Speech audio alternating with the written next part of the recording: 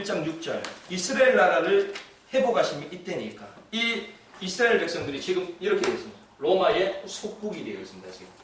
그렇게 예수가 아니죠. 성경은 율법을 철저하게 믿었던 그 유대인들이 이스라엘 백성들이 왜 속국이 되었는가? 이 속국 사건을 보면 우리가 나름대로 열심히도 하고 우리가 나름대로 완전한 이 규례를 가지고 간다 하면서도 우리 삶이 속국이 되어지는 그 이유와 원인을 여기서 살 수가 있습니다. 우리가 이유를 모르면 계속 당하게 되겠죠. 이유를 모르면 우리에게 찾아오는 이 시간표 막을 수가 없습니다. 왜? 원래부터 오는 문제이기 때문에. 그래서 원래 이 지구는 어떤 상태라고 말했습니까? 흑암과 혼돈과 공허 가운데 있었다. 이것을 우리는 창세전의 사건이다. 그렇게 말씀을 나눴습니다. 창세전의 사건. 그리고 인간이 죄를 지은 창세기 3장 원죄 사건. 이것을 알아야 된다. 말씀 나눴죠. 그리고 창세기 4장은 예배 사건이다. 예배 사건의 핵심 무엇입니까? 종교거든요. 종교. 그리고 이 문제가 창세기 6장 가정으로 가게 되죠. 왜 이런 문제가 오는가? 원래의 이유를 모르면, 원래부터 찾아오는 이 시간표를 모르면 계속 당할 수밖에 없습니다. 그리고 창세기 11장 이 바벨탑의 문화, 우리가 문명이라고 나눴죠. 문명. 거대해지고 어마어마해지는 이 시대의 문제를 우리는 해결할 수 없다. 이렇게 말씀을 나눴습니다. 그런 가운데 이 언약 이거를 놓치면 노예가 되었죠. 여기 지난번에 나왔던 노예 사건입니다. 그리고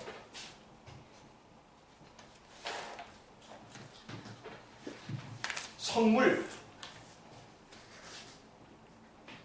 여기에 대해서 너무 집착하면 포로가 되어진다. 그리고 오늘은 요거에 대한 것 성직에 대한 거예요. 성직. 이 성직에 대해서 우리가 오용하면 속국이 돼요. 우리 이 5가지 사건과 이 3가지의 원인과 결과를 알지 못하면 우리도 모르게 노예와 포로와 속국으로 들어갈 수 있다. 그래서 오늘은 8번째 속국 사건에 대해서 말씀을 나눕니다. 우리가 예수님 당시 예수님이 탄생하신 그걸 기준으로 우리가 AD, BC 이렇게 나누잖아요. 그 예수님 당시 AD가 시작된 이때에 이 성직에 대해서 오해가 있었습니다. 자, 성직에 대해서 오해가 있었는데 특별히 이 당시에 바리새파 아주 경건하게 율법을 꼭 지켜야만 된다는 바리새파 그리고 서기관들 정치 권력을 가지고 있었던 사람들이죠. 그리고 제사장직을 담당했던 레위인들 그리고 부활이 없다라고 말하는 이 사두개파 아주 철저한 인간 중심의 사람들 그리고 우리가 잘 아는 성경에 보면 열심당원이 나옵니다. 자, 이 사람들이요 이 성직에 대해서 오해했던 대표적인 사람들 아주 거룩하게 옷을 입어도요 밑에까지 땅에까지 거슬리면서 아주 천천히 이렇게 다니면서 아주 경건한 척하고 수염을 확 쏟아두면서 그렇게 해야 된다고 이랬던 사람들 모자 막 이런 것들 쓰고 다니고요 얼마나 까다롭겠습니까? 요 사람들이거든요. 막 화려하게 해가지고 다녔어요. 그러면서 길거리에서 막 기도하는 척하고 실제로 기도 안 하면서 중요한 언약이 뭔지도 모르면서 율법 탁 지키는 것처럼 거룩한 모습. 이 사람들이요 복음을 오해했던 사람. 복음이 무엇인지를 모르니 복음을 자연스럽게 오해를 하게 되는 것이죠.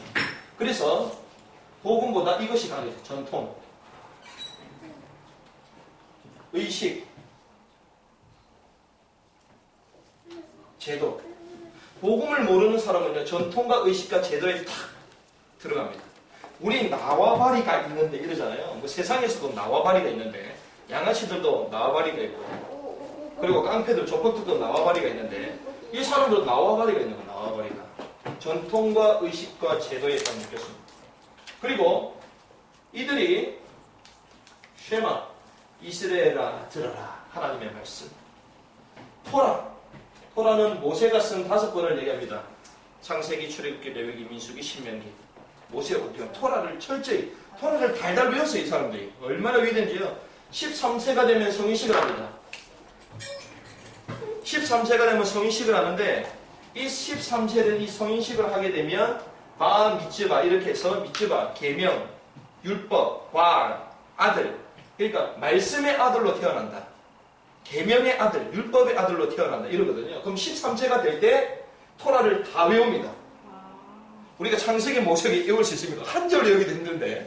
그래서 우리는 암송구절 하잖아요. 이 사람들은 그렇지 않습니다. 다 외워요. 13세. 그때 사람들이 너희가 드디어 성인이 되었구나. 이 말은 드디어 하나님의 말씀의 아들로 태어났구나. 이 말씀을 가지고 네 인생을 네가 개척해 살 수 있구나. 이러면서 쫙쫙쫙쫙 헌금을 해줍니다. 기부를 해줘요. 이때 들어오는 돈이 우리나라 돈으로 5천만 원. 이때 들어오는. 이 5천만 원을 가지고 저금하고 이래서 불리는 거죠. 그래서 이 친구가 대학을 갈 때, 사회에 진출할 때 한 2억 정도가 됩니다. 그럼 요거 가지고 사업 자금을 하는 거죠. 이게요, 유대인들이 세상을 정복하는 방법이 여기 다 나와요. 이게 얼마나 뛰어났던지요. 13세 때 이 토라, 모세오경을 다 외웁니다.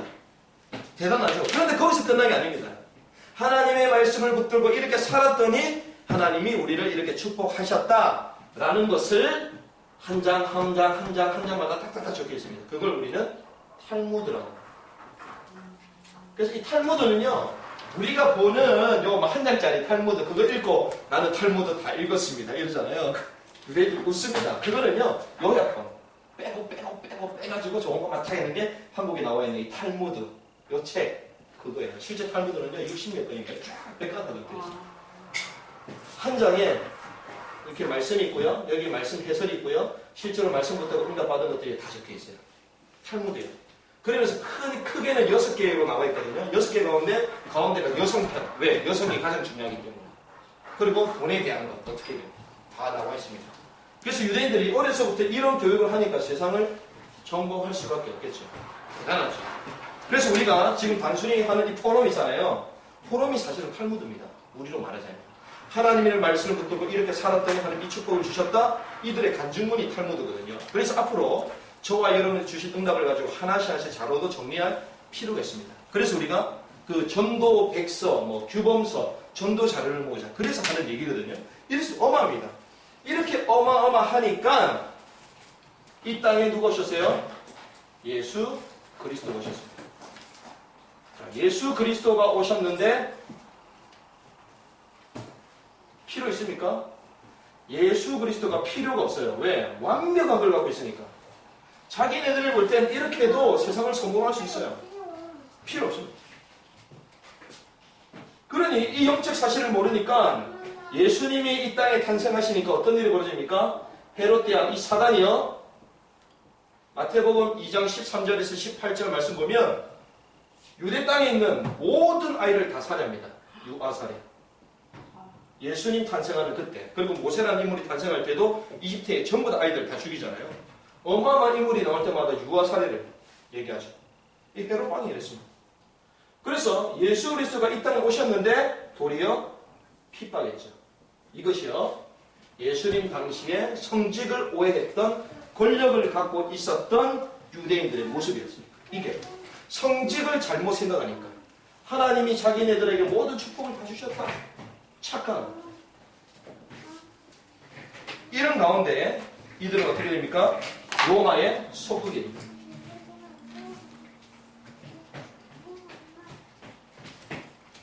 자, 모든 것을 가졌음에도 불구하고 로마의 소속돼. 왜? 이걸 몰랐기 때문에.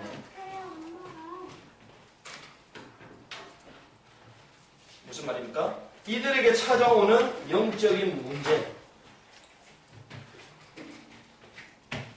이걸 몰랐기 때문에 계속 고통을 당하죠. 로마의 속국을 당했습니다. 그래서 그래서 이 언약을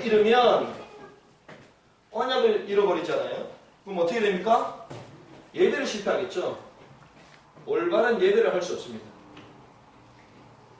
그래서요, 수많은 사람들이 지금 예배를 드리고 있습니다. 하지만 언약을 잃어버린 예배는 사실 예배예요. 그걸 보셔야 돼요. 우리 집에 예배 드리러 가는 사람 많잖아요. 여러분들이 이제는 눈을 뜨셔야 돼요. 그래, 예배 잘 드리라 하지만 실제로도 언약이 과연 있느냐 없느냐 보셔야 돼요. 예배는 열심히 드리는데 헌금도 열심히 헌금도 다 하는데 복음을 잃어버린다. 영적 사실, 영적 문제 이길 수가 없는 거예요. 예배 실패하게 됩니다. 가정에 찾아오는 문제 이길 수가 없죠. 그리고 이 세상 문화 이길 수가 없습니다. 그렇죠. 언약을 잃어버리면 이렇게 되는 것입니다. 그럼 결국 어떻게 됩니까? 노예가 되죠. 그리고 포로가 됩니다. 그리고 속국이 되죠. 그래서 주님께서 오셔서 뭐라고? 진리가 너희를 자유케 할 것이다. 하나님의 복음, 완전한 복음의 언약은 우리를 자유케 한다. 로마서 8장 2절 말씀 보입니까? 죄와 사망의 법에서 너희를 완전히 해방하게 하신다. 죄와 사망의 법에서 너희를 해방했다. 법적으로 해방한다.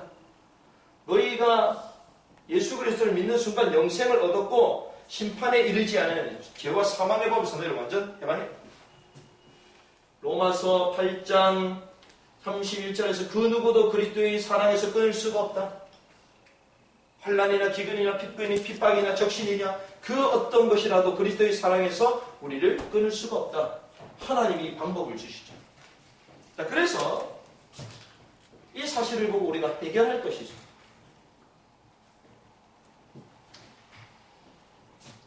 해결 방법을 우리는 지금은 이제는 회복을 해야 되는 것이죠.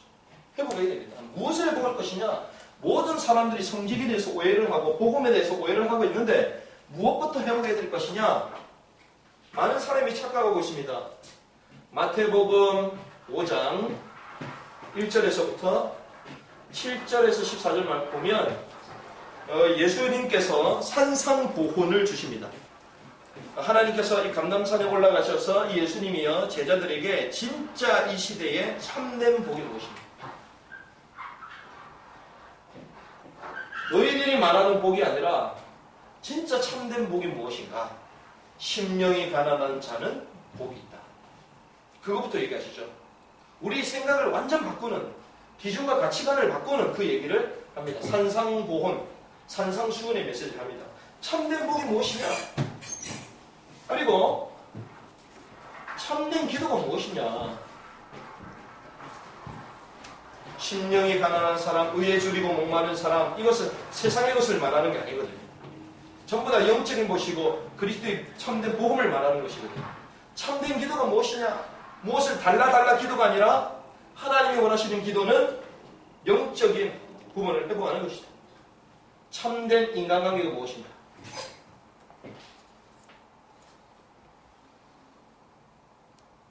여기에 대해서 말해주고 있습니다.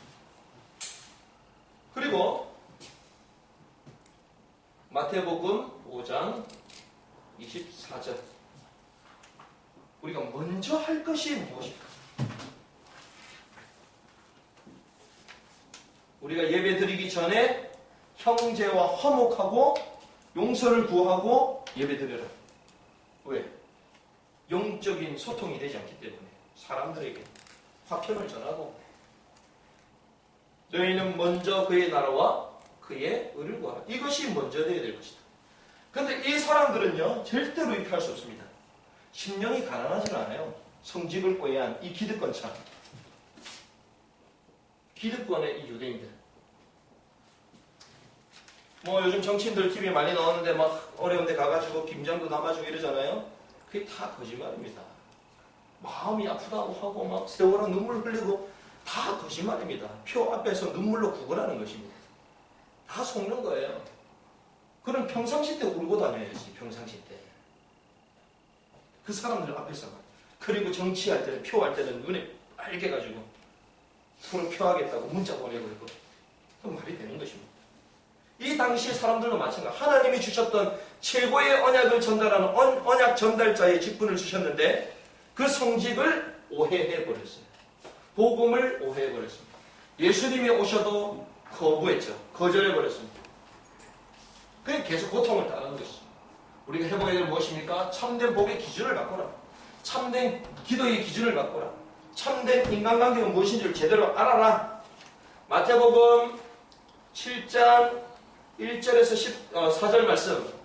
남을 정죄하기 이전에 그 헤아림으로 너희가 먼저 그 헤아림을 당할 것이다. 내 들보부터 봐라. 우리 남을 정죄하잖아요. 내 들보부터 봐라. 그런데요, 이 성직을 오해했던 사람은요, 모든 사람을 정죄하고 다녀. 왜 내가 거룩한. 그때는 그렇습니다. 중직자일수록 자세를 낮춰야 돼요. 목회자일수록 자세를 낮춰야 돼요. 하나님 감사하게도 이번에 그 고시를 지금 보고 사실 941생이었어. 난 분명히 떨어진다 확신하고 있었는데 됐더라고요. 참 신기하다. 거의 다 됐어요. 시험 아마 매기질 않은 것 같아요. 교수님들이. 목사들이 아마 이렇게 동그라미 치기 잘해가지고 그냥 다 합격시켜. 아마 이랬던 것 같아요. 근데 조금 있으면 안수도 받게 될 것이고 선교사를 하잖아요. 그런 과정을 거쳐가면 갈수록 나이가 많이 들면 들수록 많은 사람들이 이 사상 가운데 있습니다. 아, 교역자는 청빈이야 돼. 청빈. 그러니까 이거 자기 기준을 가지고 나는 이렇게 살았고 예수님들이 살았기 때문에 저 사람도 저렇게 살아야 사랑의 교회도 저렇게 살아야 되고 이렇게 전부 다 얘기해요. 그것이 아닙니다. 착각하는 거예요. 그럼 이거냐? 깨끗한 부자 이거냐? 저는 이것도 아니라고 생각해요. 아니 그러면 청빈도 아니고 청보도 아니고 뭐냐? 하나님이 영혼을 살리는 그 일에 때로는 낮아지기도 하고 때로는 높아지기도 해요. 그렇죠? 헬라인에게는 헬라인처럼 기부인에게는 기부인처럼 야만인에게 야만인들처럼 이게 그리스도의 제자의 모습 아닙니까?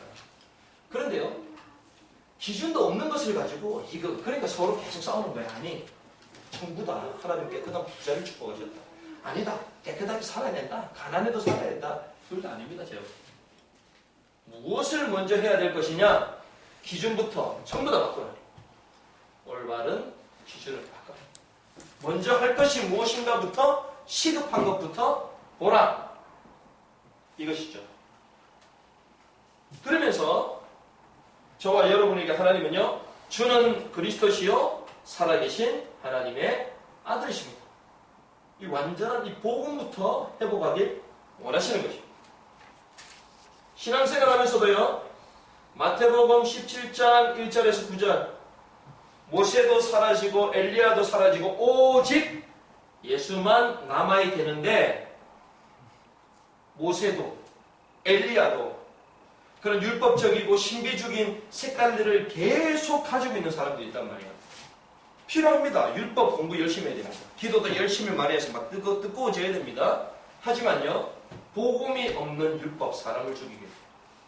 복음이 없는 신비주의는 이상한 망상과 광신주의로 가게 됩니다.